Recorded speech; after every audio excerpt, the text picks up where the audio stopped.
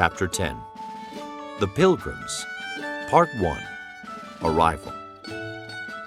Mary and Remember Allerton ran as fast as they could towards their house. Their stepmother, Mrs. Fear Allerton, was waiting for them. As their father had pointed out many times, it was not a good idea to keep a woman whose name was Fear waiting. In the late afternoon, the children had gone out to collect firewood. After gathering the wood, they had stopped to play in the forest with their friends, Love and Wrestling Brewster. Love and Wrestling Brewster were Pilgrim brothers. They had also gone into the forest to collect firewood. Like many of the Pilgrim children, these children had been given special names at birth. Their names often indicated what kind of person their parents hoped they would become. Sometimes their names revealed something that had happened at the time of their birth. Remember had been given her name because her mother had said that she would always remember and never forget her birth. Wrestling wasn't happy with his name. He didn't feel much like a wrestler. Wrestling planned to change his name when he was older. He was going to change it to John. He had been a weak baby, and his father had given him the name, hoping that it would make him strong. When the children had gathered as much firewood as they could carry, they dropped it into a large pile and played a game of hide and seek. Then they climbed trees and collected sweet berries to eat. They pretended to be English pirates capturing Spanish galleons laden with gold.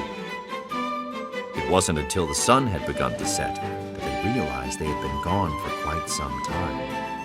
The children anxiously gathered up their firewood and made their way home. 4 years earlier, all 4 of these children had survived the journey on board the Mayflower from England. They had arrived in Plymouth, Massachusetts in 1621. Their parents were English separatists. English separatists were people who were unhappy with the Church of England and wanted to start their own church. They wanted to be free to worship God in their own way. The King of England, James I, was the head of the Church of England. He harassed anyone who did not obey the rules of the church. As a result, many English separatists left England. The children's families had first tried living in the Netherlands, but they were not happy there. Finally, they and others set out across the Atlantic Ocean to establish their own colony in North America. Because they were willing to travel to a faraway place for their religious beliefs, they began calling themselves Pilgrims. The journey across the ocean and the first winter in the colony was now just a terrible memory. So many people had died either on the ship or within the first months of being in Plymouth. They had died from disease, hunger, and the extremely cold weather. Mary, Remember, Love, and Wrestling had witnessed the death of many pilgrims. Worst of all was the death of the girls' beloved mother. After she had died, their father had tried to comfort them as best he could. The girls had felt that their hearts had been broken.